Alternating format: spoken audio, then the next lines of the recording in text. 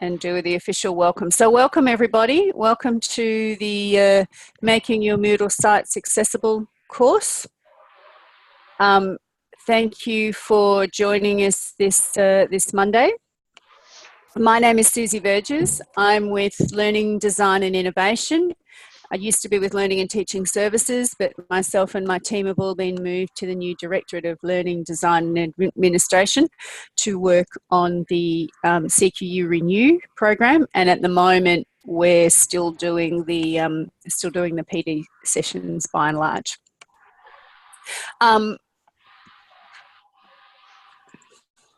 So this session, the aim of this session is to help you with the design of your Moodle sites, obviously. Obviously because it's in the title, but it's also going to look at some of the learning resources that you'll put into Moodle, because that's a key part of the accessibility. Making the information available to students, not just the Moodle site, but the information we put in it, so that you can create an accessible, inclusive and effective environment for our diverse student population. So there's a few topics we're going to get through in the next 55 odd minutes. We do move quite quickly, but I'll give you opportunities to ask questions, and someone's already put something in the chat. Have they? Where's my chat function gone? I'm in the Melbourne office, cannot talk, Lop. That's okay, you're in HRM. Thank you, Lop. We're going to look, as I say, what is accessibility, why it's important, and then look at where accessibility comes from. So some of you already may know this, but we'll go back to basics just to ensure that everyone's on the same pages or same page or pages. And then we'll look at some of those good practice tips. And then at the end, I'll leave you with, a range of resources that you can look at, so you can dive deeper. But just to answer that question straight up, why accessibility? A number of reasons, really. The most obvious, I guess, is the disabilities that we're wanting to ensure that those people who have different abilities, whether it be because of sensory or motor or cognitive, emotional or social reasons, that we're able to cater to their different needs. Also, the non-English speaking and English as a second language cohort, of which we have quite a lot, not only because of international students, but because of the multicultural environment that we have in Australia. Also, the individual learning preferences of people can make it by making your site accessible, you're going to be able to cater to those people who have different preferences around how they learn. Geographical challenges, obviously in CQU we have people from all over the country, from urban environments to remote and rural environments, as well as people from some of our overseas campuses. So there's a whole lot of reasons why accessibility works, but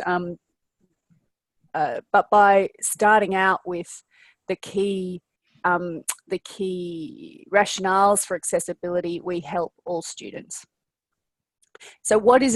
Here's a definition from the W3 standards: the extent to which specific users, in our context that means students, can use and access a product. So of course in the broader world that might be, for example, a website, but here we're talking about learning resources to achieve specified goals with effectiveness, efficiency and satisfaction. And by satisfaction, what we're meaning here is mastery of the content involved in the learning, and ultimately success in their studies. And that specified specified context is the online learning environment. Sorry, if you're not speaking, can you just keep your microphones on mute so that we're not talking. I know I can put everyone on mute, but I'm not on that screen. Mute all. There we go. So I've just muted you to stop that background noise. So I'm going to just stop sharing for a moment and open to a little video, swapping over sharing. But does anyone want to unmute themselves and make a comment on any of those definitions, rationales that I've shared so far, perhaps from your own experience? No? Okay, so let's hear a bit more about what web accessibility is from the experts. Hi, my name is Shadi Abu Zahra. I'm the Accessibility Strategy and Technology Specialist at W3C, the World Wide Web Consortium. And today, I'd like to tell you about web accessibility. The web is for many people an essential part of daily life, at work, at home, and on the road. Web accessibility means that people with disabilities can use the web equally. For example, somebody who cannot use their arms and uses a mouse stick to type, or someone who cannot hear well and uses captions to watch videos, or someone who cannot see well and uses a screen reader to read aloud what's on the screen. Accessibility has many benefits. For example, captions benefit anyone in a loud or in a quiet environment. And good color contrast works better when there is glare. Also, people with age-related impairments, such as reduced dexterity, benefit. In fact, everyone has a better user experience with an improved layout and design. A lot of accessibility can be built into the underlying code of websites and applications. Web technologies from W3C, such as HTML, provide support for many accessibility features. For example, features to provide text alternatives for images, which are read aloud by screen readers and also used by search engines. Also, headings, labels, and other code supports accessibility and improves the quality overall. Good authoring tools, such as wikis, content management systems, and code editors, help create accessible code, either automatically or with input from the author. Also, web browsers, media players, and apps need to support accessibility features. W3C provides standards to help make the web accessible, which are internationally recognized by governments and businesses.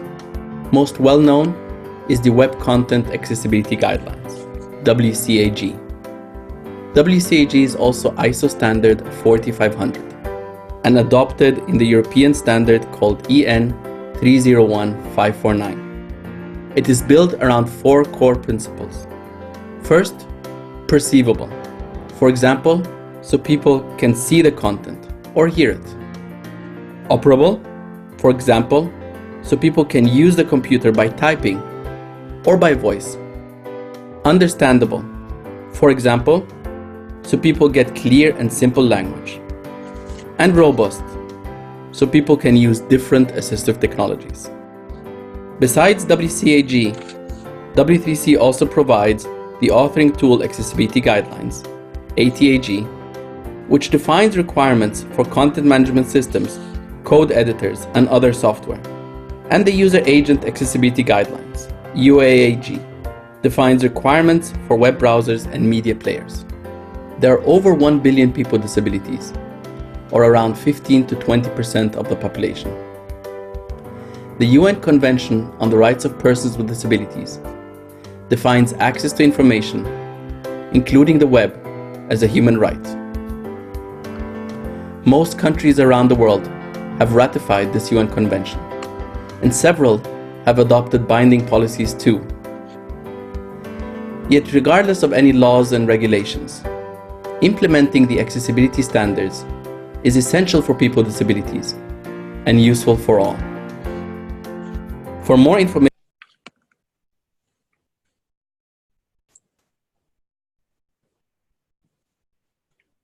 so what were does anyone want to make a comment about what their takeaway was from that? Was there anything in there that was kind of like, aha, I didn't really realize that was about that anymore before? What were the, do you remember what the 4 core principles were? Perhaps the first one. Would someone like to say what the first one was? Sorry, having trouble getting the mute back off. Perceivable. Yeah, Perceivable. I never thought about it in the context of the UN Convention on Human Rights. That was really like, oh, okay, that's really great. That's like, and I see now that there's guidelines that I'll be able to go and look up and yes, yeah. absolutely. And we're going to go into them in a little bit more detail. Thanks, Joy. So the first one, perceivable. Does anyone remember what the second was? Leslie's disappeared, so she doesn't have to answer, maybe. Maybe that's not fair, but, you know, there she is. What's one of the other ones? Operable, understandable, and robust were the other ones.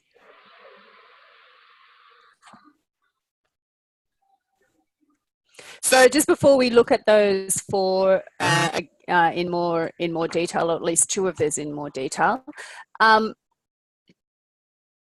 this has got a lot of a lot of words in it, but really what it's saying is that there is a whole lot of good thinking, as well as legal reasons why we as an organisation have to comply to the WCAG, the Web Content Accessibility Guidelines. It's linked into legislation at the Australian level as well as across the world. Just like he had mentioned, there many organisations, many countries have ratified this UN convention. Then it is certainly the case here in Australia.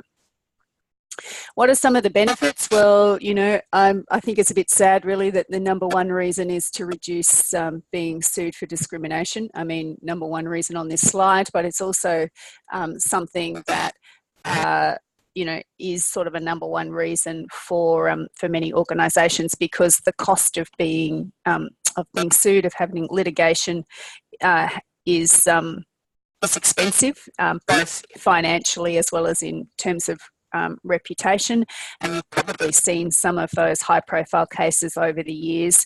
I think the Coles one was about a guy in a wheelchair. Haven't looked at it for a while, I can't remember, but it was a couple of years ago, and not only did Coles have to fix the problem for everybody, but they had to do quite a bit of media PR. Higher education institutions in Australia, there's not really been a lot of litigation to date, which is a great thing. Maybe that means because we've taken it seriously, but certainly in the US, again, if you did a Google search, you'll see that there are many US institutions who have and are currently facing liability for inaccessible web content technology, where their students have said that's not fair. In that video, he talked about 15 to 20% of the population having a disability. So, in Australia, that equals 1 in 5.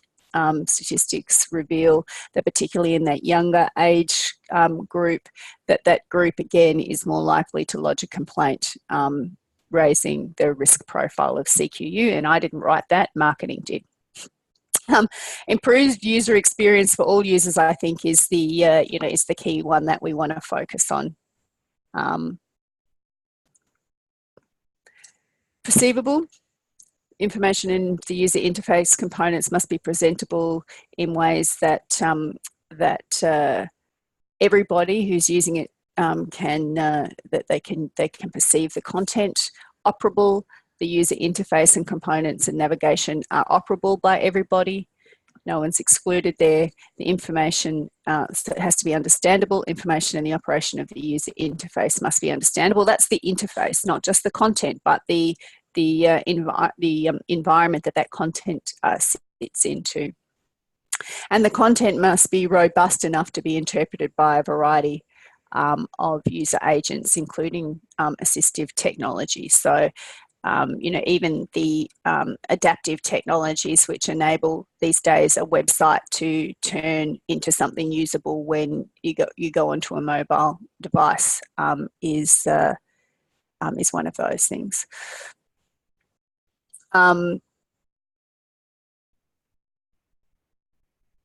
and there's also one there, the one at the bottom, that web pages, and that includes our LMS must appear and operate in predictable ways. So you must be able to go into, you know, different environments and have them operate in the same way that you would expect to have from one context to the next. So we're just going to focus on two, principle of perceivable information and of understandable information, mainly because these are the ones that as academics in Moodle, in your LMS environment, we have the most control over. Those other two areas, you know, the robustness and the operable nature of the systems that they sit in, you know, those responsibilities lie with Moodle, who you know, take that on board very seriously and have you know, are continuously innovative to ensure that the LMS is operable and robust, as well as, you know, CQU having those responsibilities to look at all of the, you know, systems that we have on board, both for students and more broadly, that they meet those requirements. So we're just going to focus on perceivable and understandable. There are 4 guidelines. So in the accessibility principles, I'm just trying to remember, I think there's 12, if I remember correctly. There are 12 guidelines grouped under these principles. Not all of them, it's not distributed 3 by 4, as you'll see. But in this case, provide text alternatives for non-text content, provide captions and other alternatives for multimedia, create content that can be presented in different ways, and make content easier to see and hear. And we're going to look at those, some of those also in more specifically. Principle of understandable information, making text content readable and understandable, making web pages appear and operate in predictable ways, and helping users avoid and correct mistakes. And again, there's some strategies under there, but we're going to go into those in more detail. And I think, you know, before we do that, though, I just want to point out that 4th one down under strategies: minimize cognitive load by limiting the number of errors and dead ends that distract students from the content and activity they need to complete. As an educational developer with learning and learning design and innovation, I was going to say learning and teaching services there, wasn't I? But that, you know, the design of your learning is really key to this. So accessibility is about the learning design. Getting how you put all this information together for your students in a learning journey that makes sense and sets them up for success. Does anyone have a comment at this point that they want to make?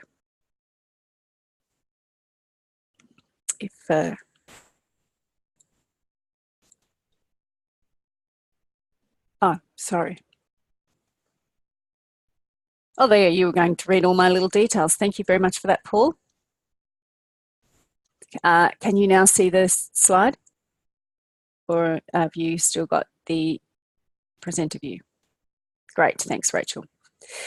So inclusive practice for learning and teaching. Here's 10 top tips that come out of a 10 top tips sheet that we have available on StaffNet, which really place the key, you know, one of the key reasons for accessibility is making our practice in teaching, learning and assessment inclusive, and accessibility is one of those key ways that we can do that. So again, I'm not going to read off the slide because that's you know, not great practice, but does anyone have any comments that they want to make about any of those individual points? Okay, great. Universal design for learning. So as I was just saying a few moments ago, the design of your learning is a really key element to accessibility and to ensuring that that what you do is accessible to students.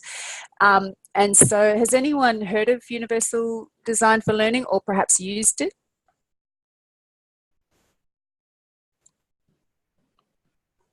Again, unless you unmute or write in the chat, I'll assume that, because at the moment I can't see pictures. So let's have a bit of a look at what that is.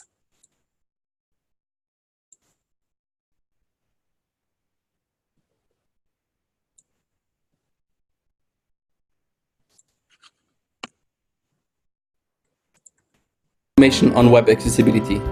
Visit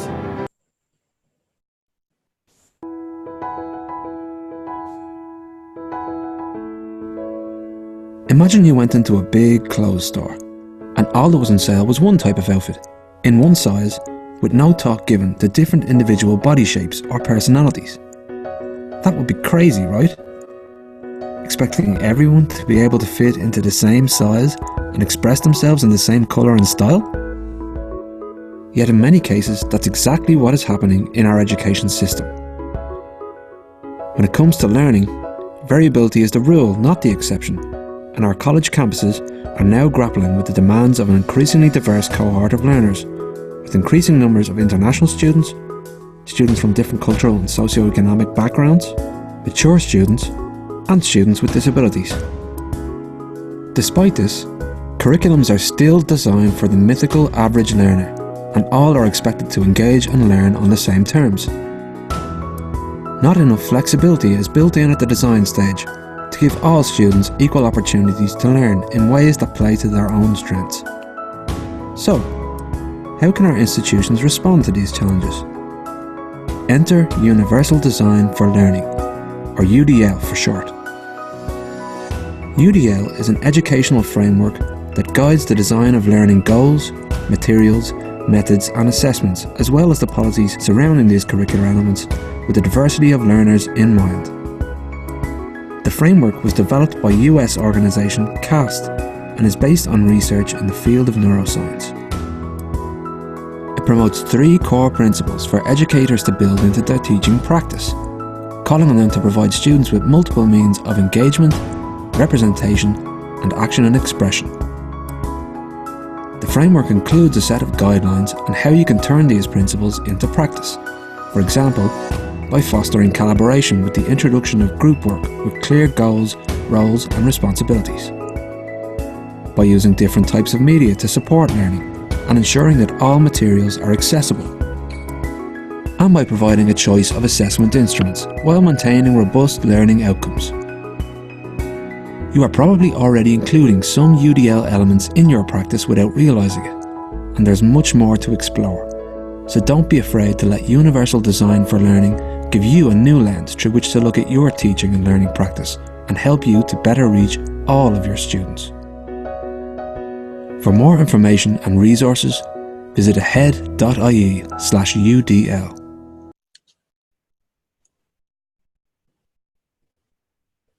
So, has anyone heard of UDL before? Yeah, Rachel, have you used or adopted any of the principles? Are you on mute?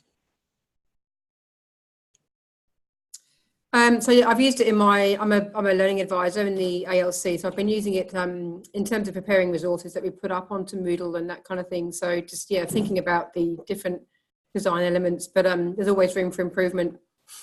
Absolutely, of course. But, you know, have you found it a good framework to aid with thinking about accessibility? Definitely. Yep. Yeah. Absolutely. And so what's a tip that you would give everyone? Oh, gosh. Put you on the spot, I know. I guess, I found it really useful to always get a second opinion, just so, you know, getting that peer review, having someone just check in and look at it from their perspective as well. And if you're both aware of it, like I had a colleague in a previous role who was very familiar with the UDL guidelines, and I would often just sort of flick it to her just for some feedback about how I'm presenting information. And I guess just making sure that you've always got multiple ways of the student being able to engage with the content, and being super aware of things like putting images on and, you know, being aware of how text readers work and that kind of thing, making sure using alt text and to describe pictures, and yeah, So the whole ream of things, I guess. Yeah. Yeah, and I see there in the chat that it says you've also been a student, so that informs your practice as well. Mm-hmm. Some really great points that Rachel makes there. I think getting another a peer review of your work is good. It's good practice anyway, but certainly if you ask people to think about it through the lens of some element of your cohort. And we don't really have any, time in this session to go into universal design in any way. Maybe at some point in the future, the university might do that. But just to raise it as an area that is worth having a look at and really thinking about, how students learn, but also, why they learn. And as well as, it's not just what they're learning, but also the why and the how of what they're learning. In terms of accessibility good practice tips in Moodle, Rachel's already mentioned a couple that we'll run through. I just want to say though that, sometimes when you look at all these things, you can go, oh gosh, there's an awful lot of work. But really it is that for a small investment up front, focus on a few things and work iteratively, particularly if you've been in courses, that you've been running or that you have inherited, where there are perhaps a number of areas that could be improved. Take that continuous improvement, iterative approach like that Rachel, mentioned as well. Do a little bit and work over time. And I think you'll find that you'll by investing in some of the things that can make a difference, you'll also build momentum. Moodle has a lot of features that assist us to create those inclusive and accessibility practices. The WYSIWYG editor, for example, and you may not have kind of noticed this before. Maybe you're really familiar with it. Either way, it doesn't matter. But the text editor, just like in Word or in any of the Microsoft suites, it enables you to use headings to put some elements of style sheets into some elements of style, should I say, into your text, which makes then it easy for when a screen reader comes through to be able to say this is a heading, this is a title, and they'll read it as such. If you don't, in Moodle or in any documents you use, if you don't use these style guides, then these adaptive technologies just read it all as one text. In addition, of course, using style sheets with consistent headings at a system level, at the top level, also makes for a better visual experience for our students. Structure and navigation, just a few things here to focus on. It's making sure that you have this consistent and logical structure for laying out your content. And that's really a place to get some feedback, even to talk amongst different unit coordinators in a course.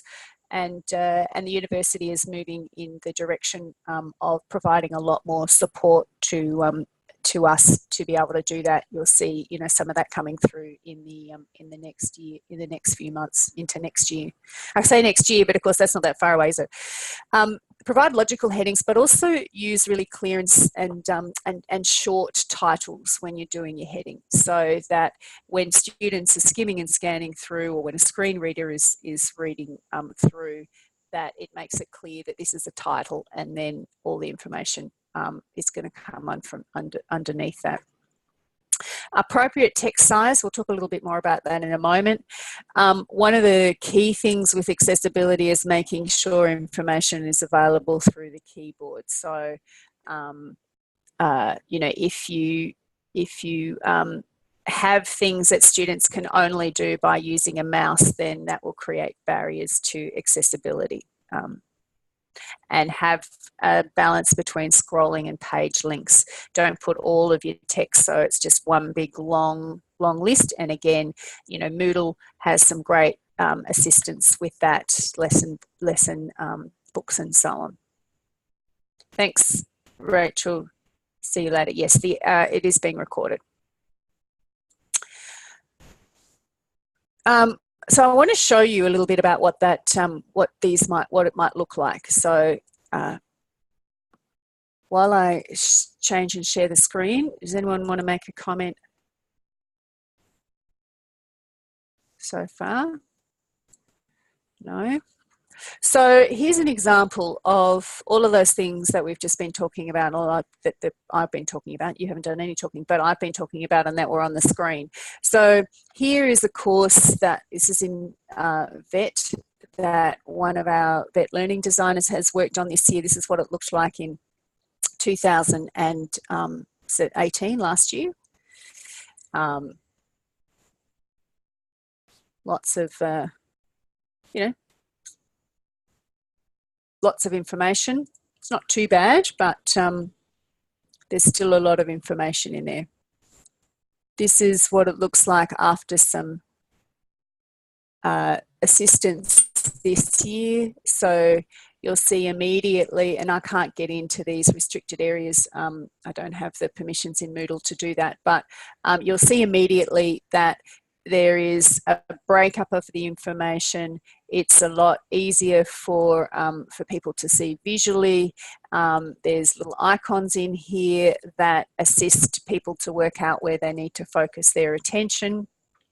And they have also set up so that each of these units are only open when the student has worked through the previous information. This is another example. This example is more about that kind of overall site design, going down into how each one of these areas. So you can see, instead of it just being a big block of individual text, they've put things into smaller blocks. Used a bit of a colour scheme to assist students to determine importance. We'll talk about colour in a moment. And anyone want to make a comment about what they whether they think that's a better use to that? It's Beck here. I really liked how they had sort of the blue boxes. That for me, like I don't have a disability or learning disability or anything like that, but for me, from a visual perspective, that was much easier to read than, you know, having this massive amount of content that you have to kind of get through. So, and obviously having that visual of this is important, like having that icon there, yes, made all the difference. So yeah. I'd be curious to see how we go about doing those sort of blue boxes, because I'd love to do that to break up some information in my Moodle site. Okay, so that's not something that we do today, but you can certainly get that assistance from the learning designers and attending some of the other Moodle courses. And there'll be, you know, some, as I say, there's some new things rolling out with Moodle that'll make it a lot easier with the upgrade that is coming at the end of this year, beginning of next year, to make that much more even easier than it is now. And there'll be training sessions for that. But in the meantime, you can start with talking to Lisa Reynolds, who runs our Moodle training. And there's also, as Paul said, yes, there's a section on that in the Moodle Help for Staff Moodle site. Charmaine said, easier to read. So in the chat function, in the Moodle Help, in the staff Moodle site, so once you're in Moodle. So other things you can, so just to get started, tips for redesigning Moodle. Start by questioning how the unit's been traditionally structured. What's it structured around? What are the, what are the challenges? Your next slide display is over your PowerPoint slide. Oh, really? I don't even know where that is. Yeah, I have 2 screens and it's still not enough. Where is them?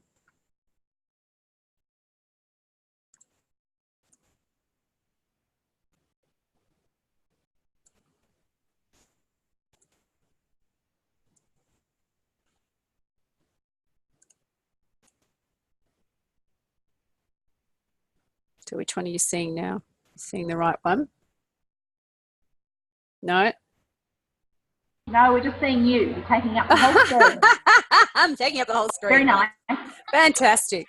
Off the top. How about that now? That's it. So, think about what currently doesn't work. Sometimes the way to start is to look at, what doesn't work. Talk to your students. Perhaps there's already feedback that you've got from students, through one form or another that indicates what, they find is, makes it a difficult experience for them. Keep in mind that accessibility isn't something that you add at the end. It's something that you incorporate as you go along. And like I said, if you go in there and there's a lot to change, focus on the biggest issues, the littlest things that you can change, and also think about what goes on in your classroom, be that an online classroom or a face-to-face classroom, that might facilitate the students learning that material that will help them in the Moodle site. In terms of Moodle, so ensure hyperlinks are discrete and descriptive. Again, that might be a really simple change that you can make both in your documentation in Moodle itself. Avoid that sort of click here, go there now. Basically, what you're better off doing is taking a piece of text and taking a piece of text and adding the link to function and putting the URL in there. So when a screen reader goes over it, it automatically knows that there's a web address there. And of course, visually, it's a lot tidier. Test all your links in your unit. That's good Moodle practice. Make sure that there's nothing broken and that that they link to content that is accessible. So making sure that wherever you're sending students to external to the university is also compliant. And that's the same for any third-party tools that you might use. So if you're not sure, then it would be a case of going back to the provider of that third-party content and making sure that they can answer that question. In terms of images, and this is something that's been mentioned a couple of times through the session already, make sure that you have alternative text. So alt text stands for alternative text, and it's really just a description of the image. And this is the same whether you're in Moodle or you're in any of the Office suites.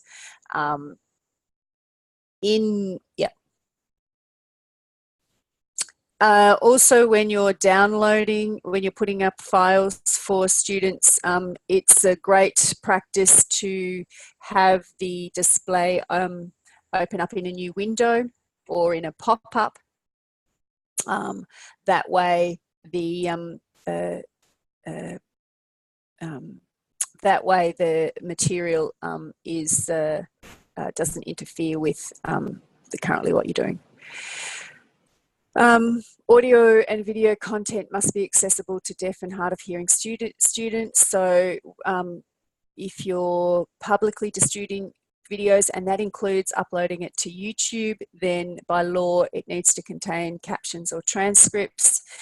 And in theory, internally to the university, we should be doing that as well. But certainly, if you put it up on YouTube, then you want to click on that transcript option, or provide a transcript for students who prefer to read or who have a hearing impairment.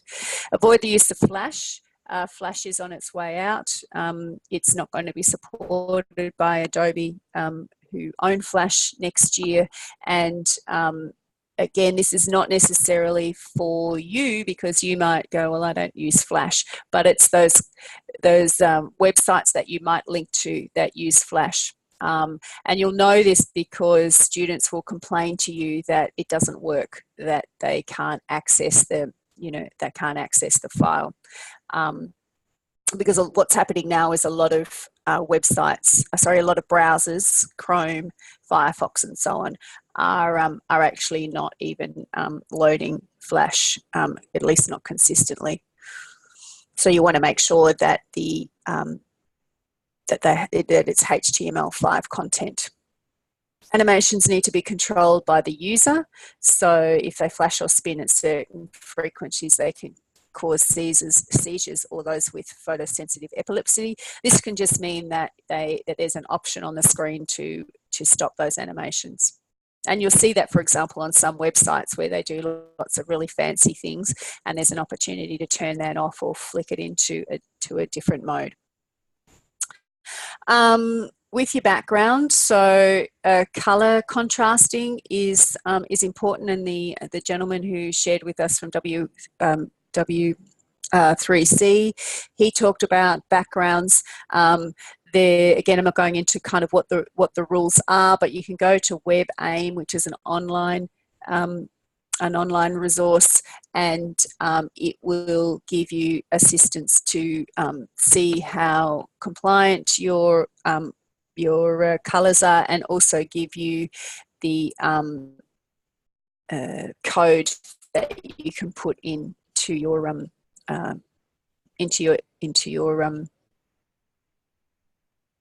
document for the colour. I can't remember what that's called when you have the different colours. The contrast ratio. Text alternatives are provided for non-text contents. So talked about that as far as videos, but it's also the same for tables and graphs. Make sure that your tables are displaying data rather than as a means of page layout. And this is because, again, those assistive technologies will read it as a table. Make sure that heading rows in your tables are identified, and that's again in Moodle or in your Office products. And that's a really simple matter of working with the table properties. It is a preference, again, for accessibility that you don't use drag and drop question types, and that's because, so for example, the guy on the video who's using the mouth assistive tool to assist him with the keyboard is not going to be able to do drag and drop. So you might provide an alternative, or just don't use them at all.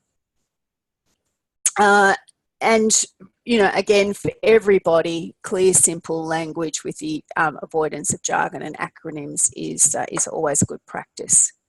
So come at your learning materials with inclusivity in mind.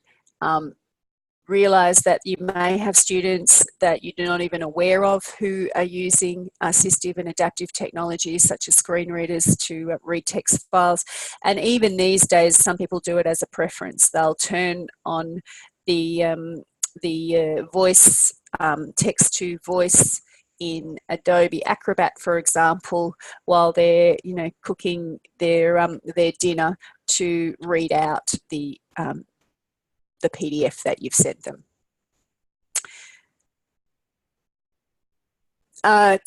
Tips for the size of fonts, for the style of fonts. You want to use a sans serif font. So this is Calibri, but Arial, Helvetica, Lusa Sans, Tahoma, Vidana are all sans serif. And again, plenty of information on the internet if you're not sure if there's if you have a preference for using a type of font in in your documents. Then you certainly want to make sure that you avoid all of those scripty type ones, Comic Sans, and all of those ones that can be quite pretty, but are not deemed to be sans serif, and therefore not great for for accessibility. They need to be large enough for those with poor vision to see, or you need to have built in the capacity for those for the words to be made bigger. Avoid use of italics or bold to convey meaning if people can't see those. That's not to say you can't use them, but don't rely on them to convey a meaning. And again, that element about being consistent using your style sheets, bullets and so on.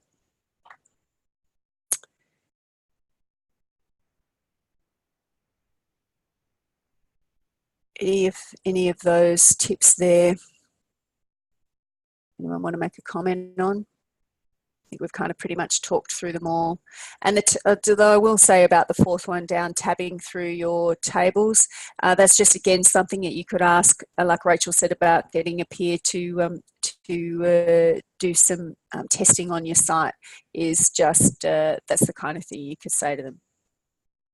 Check all my web links that are working. Tab through my tables. Make sure that there's plenty of space on the page. In terms of Word, and there is, when Word, I mean the Microsoft products generally, there's an accessibility checker built into the Office products that you can just take the product, a Word or a PowerPoint that you're currently using and do a check accessibility, and it'll come up with a report that you can go through and look at some of the things that you could make quick changes to. But it'll give you an idea about how much work you might need to do, or how much work you're creating for students with an accessibility issue if you don't. Now, not everything in that report you might have the time for or have the priority for, but it'll be able to help you to go, okay, well, I just need to go through and I've got lots of images in here and I need to put some alt text in. That's an example. You can also do that same check accessibility from the review tab as opposed to from the file menu. It'll get you to the same place. And this is just an example of how in Word you do alt text. One of the things in Word that, and again, the Office products that enables you to do is if you don't want to, so you put on an image an alternative text, so a descriptive text, but there's also a option that you can tick if it's just for descriptive purposes only. Then a screen reader will just go by it. There's lots of things you can do converting to PDFs to make sure that, again, the screen readers and accessibility assistive technologies can read them. It's pretty much standard in the because we have access to the subscription versions, the premier versions of Adobe, that creating accessible PDF is standard in what we do. But if you're working with a system at home, perhaps you've got to create PDF free software that you've got off the internet.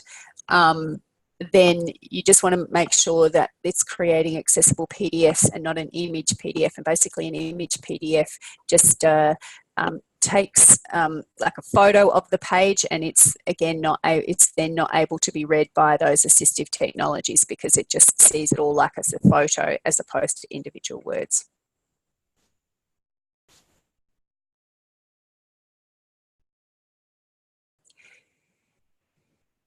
Yes, so it's interesting that PowerPoint slides need to be converted, and that's again, I think, just because of the way that you've got like a window where the presentation is, and then the notes underneath. So yes, create PDFs out of your PowerPoints. And again, that same accessibility tool is available in Word that I showed you before. For help for students, We have an inclusion and accessibility service within the university, which I'm sure, I certainly hope that you are aware of. It's good practice early on in the semester to give students those contact details, you know, in your Moodle site, in your lectures or your workshops, or however it is that you run your courses, whether you're in a blended or fully online environment, encouraging students to go there, letting them know that if they do have an accessibility need, that the reasonable adjustments can be made, that they can that area can certainly support them getting access to assistive technologies and additional support that they might need. There's also quite a bit that is available for you as well. There's a pre-term Moodle checklist. I'll just show you that briefly in a moment. The top 10 tip sheet on inclusive practice, which I mentioned earlier. There's also one on responding to student diversity.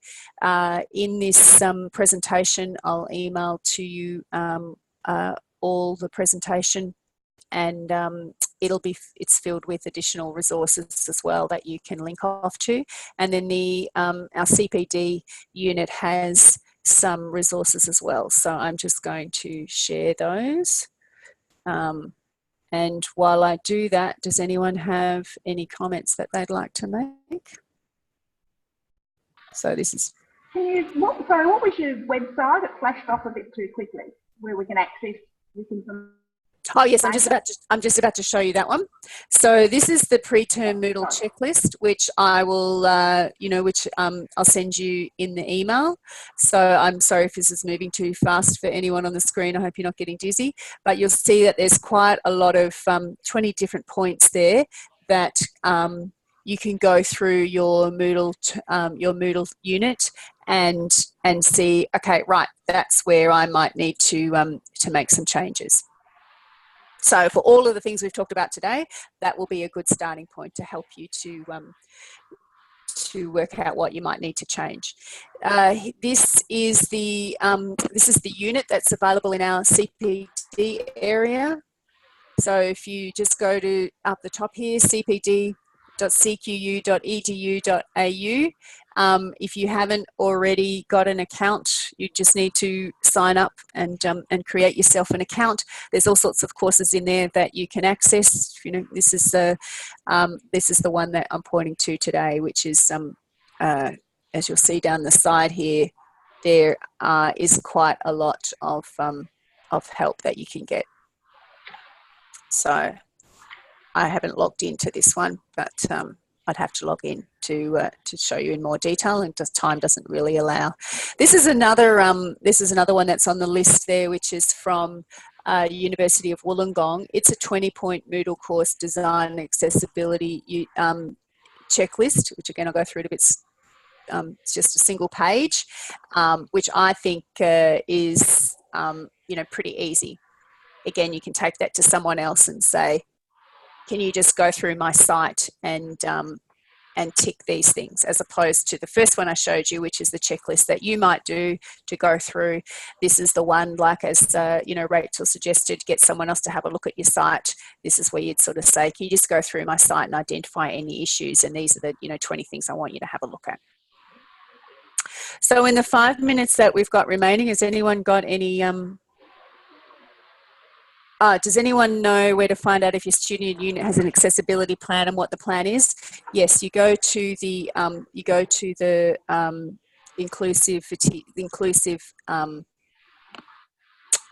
inclusion and accessibility service. And in AIMS, are accessibility plans there? Oh, okay, great. I didn't know about that. Rebecca, do you want to say something more about that? Yeah, Susie, if you go into AIMS, there's go into your student listing in AIMS in your particular unit, and into more info. There's a button right beside that unit which says more info. It's a drop-down menu, and once you go into that, it's about halfway down or a third of the way down. It's accessibility listed, and you'll see any student which has an accessibility plan, and in that you'll find out you're able to access what the plan is as well. So whether it's extra time needed for your, doing an exam or a particular type of assessment. So, yeah. Oh, that's great. Well, I might put that into this resource as well. Excellent. Thank you. I was going to say you can't access that unless you're a unit coordinator for that unit, though. Oh, thanks, Rebecca. I'd forgotten that. Or if you're an academic liaison, you can access all of them. But only unit coordinators for that unit can access the accessibility plans. Yeah, great point. Okay, so go back to your unit coordinator and ask if they can tell you, or if you're a unit coordinator, maybe look into that and then share that information with your tutors.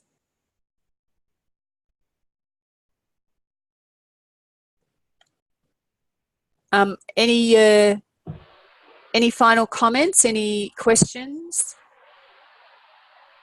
I was just going to say, as a person who I'm studying this term at another institution, and they have included as part of the assessment that we do this, basically it's the same assessment piece, but you write it out, you do a written assessment piece first, and then you do a verbal assessment piece as part of, like, it's sort of like an option for people who may struggle with the written side or the written element of assessment. For somebody like me, I found that a bit of a waste of time, and I couldn't understand why, why we were doing the same assessment piece but differently, if that makes sense. And I understood it was to do with accessibility and how some students, may be better at articulating themselves verbally as opposed to in written form.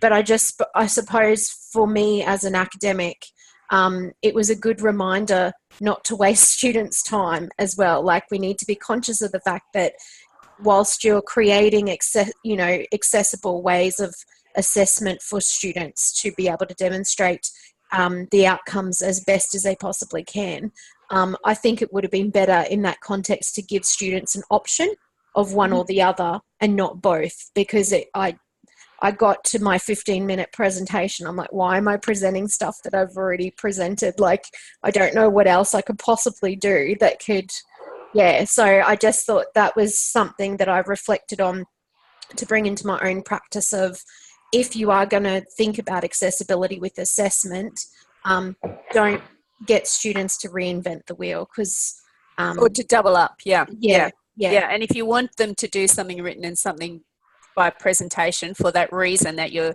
which I think is, as you say, is a valid reason that some people find one thing over another, that it needs to be, they need to be compatible, not the same. Yes. Yeah. And that's where, the Viva Voce, the exam, where instead of you presenting it, someone then questions you about it. That then deepens what you've done in the written, demonstrates your oral, isn't a duplication. Just, great point. Thank you, Rebecca. Okay, well, we're right on 2:00. Surprised they didn't incorporate critical reflection for the written topic, Charmaine says there, Rebecca. Well, thank you very much. Just as we depart, whip around of something you took away from today. Leslie, would you like to just share something you took away or will take away? Hopefully you took something away. Anyone else? Oh, you're on mute still, Leslie. I've got heaps of notes here that I've taken, so I have taken a lot away, and a lot of information to go and actually look up on different websites. So I don't know which one I'd pick. There's a lot. A lot about the formatting, and especially with the Moodle, looking at the formatting of trying to engage the students visually more than just clumps of information. Thank you, Leslie. Anyone else like to? And I've just put a summary there with some of those key points to that will that you again have as a starting point. Dat, any final comments you'd like to make? I learned a lot about the importance of accessibility to students, and the way we organize content on Moodle website for students. Yes. Great, thank you. Thank you. And thank you as well for Rebecca about splitting your content using better visuals and converting your PowerPoints to slides. Thank you, everybody, very much for today. Thanks for the session. As an early academic, LOP says UDL and CAST are useful. I will send out from Zoom will give me the information of all who've attended, and so I'll send out an email to you with the PowerPoint slides as a PDF, as well as a PowerPoint presentation, and I'll also include that Moodle checklist that I mentioned. Thank you very much for your time today.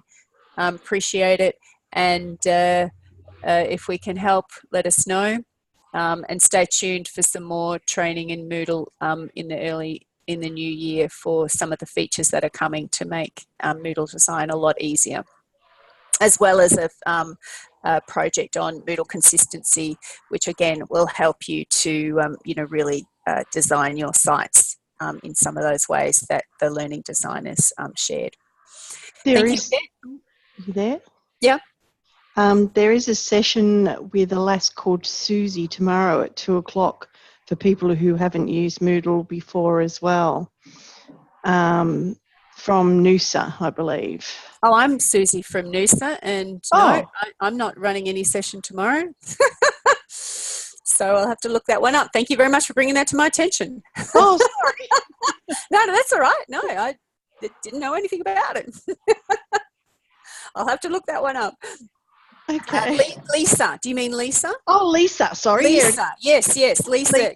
yes, that would make sense, because I'm going, Sorry. not me, but yes, No. Lisa. So Lisa is, she's the person who looks after all of Moodle. So yes, she runs different sessions from time to time. So what's that one, Leslie? It's Moodle basic session.